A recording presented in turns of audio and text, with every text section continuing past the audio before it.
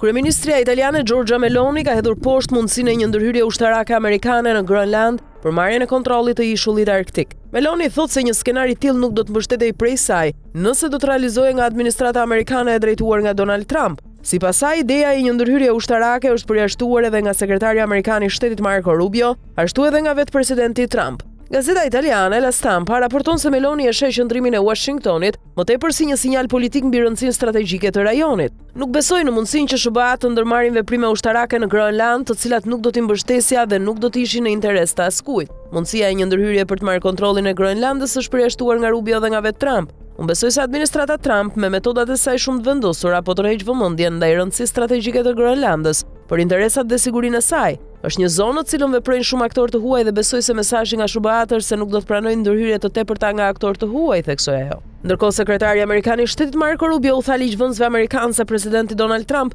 dëshiron të blejë Grönlandën nga Danimarka në vend që ta marrë ishullin arktik me mjete ushtarake. Rubio thuhet se i bëri këto komente gjatë një informimi pasi demokrati kryesori i Senatit Chuck Schumer pyeti nëse Trump po planifikonte të përdorte ushtri në vende si Grönlanda dhe Meksika. Trump, i cili fillimisht shprehu qëllimin e tij për të blerë Grönlandën gjatë mandatit të tij të parë në detyrë, e ka lidhur pronësinë e ishullit me vendodhje strategjike me sigurinë kombëtare dhe konkurrencën me marinat ruse dhe kineze. Presidenti Trump e ka bërë të ditur mirë se blerja e Grönlandës është një përparësi e sigurisë kombëtare të SBA-ve dhe është jetike për të penguar kundërshtarët tanë në rajonin e Arktikut, tha sekretarja e shtypit në shtëpinë e bardhë Caroline Leavitt. Ajo shtoi se përdorimi i ushtrisë është gjithmonë një opsion në dispozicion të komandantit të përgjithshëm.